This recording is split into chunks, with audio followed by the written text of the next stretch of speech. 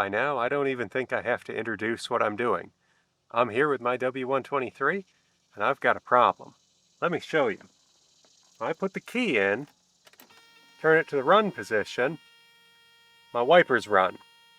Now here, wait for the glow plugs to finish so it quiets down. Wipers run again. Stalk is in the off position. And there they go again. I had this problem a while ago where it started doing this. It's been probably a year, and I took the instrument cluster out and replaced the delay relay thing that's back in behind there, and it seemed to solve my wiper problem for a little while, but then it started doing this again. So I don't know if I got a bad relay or if something's burning my relay out, but I decided I'm going to change this stalk as the next target of my repair sequence.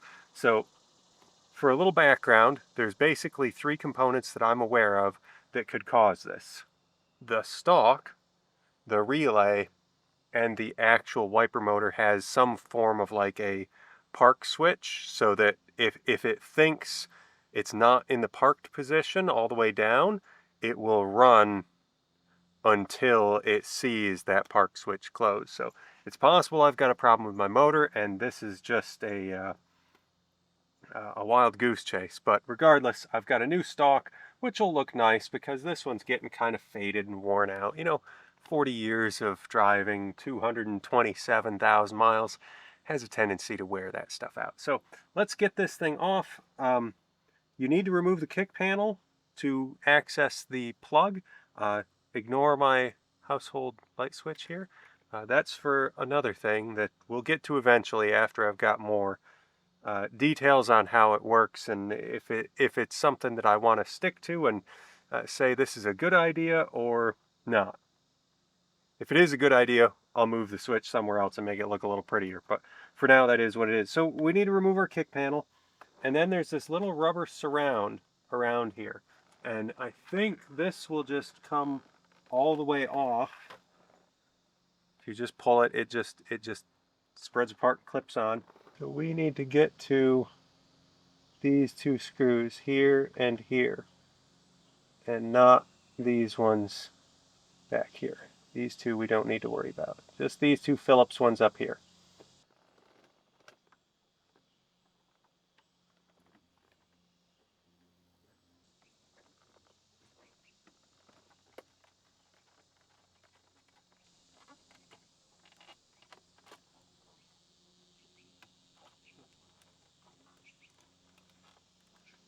Okay, so we've got our whole switch assembly here loose. Bottom side, we've got another little wire tie holdy thingy. Once we get those out, then our cruise control stalk can sort of be separated. We've got those two other flathead screws. Those are for our horn. We're going to have to unscrew those.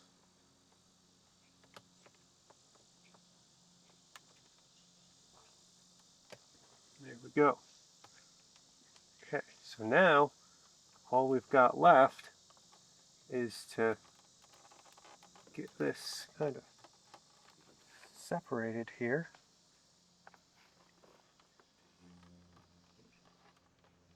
I'm going to climb down under here and see if we can get our big plug unplugged. There's a lot of pins here, so we'll have to be a little bit gentle when we're removing this, but let me get down in there and do that. Find this cable that runs up through to our switch, chase that along. It comes to this great big connector right here. So just kind of wiggle and pull and gently get that separated. Then we can pull our wire out.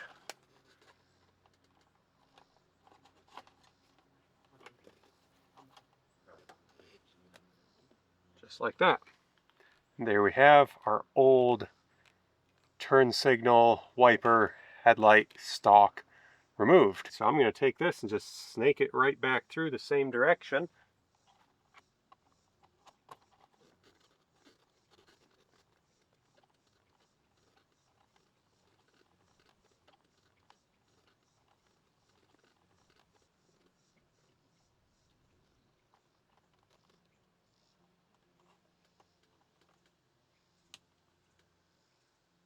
It's clipped in. Let's get our horn wires connected and put this thing back together.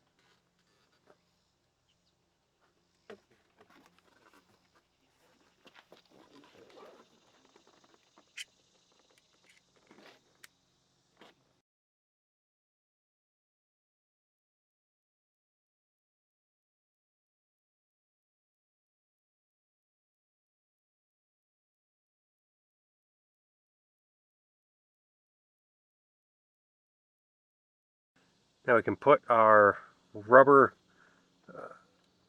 cover back on here. So I can pull our protective thing off of there.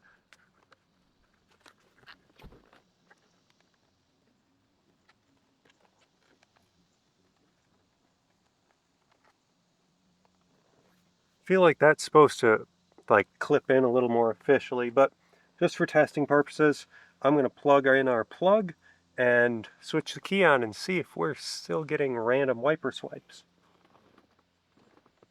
We are plugged in. Let's check where we're at. No wiper swipe. All right, let's switch it on and see if that makes it swipe.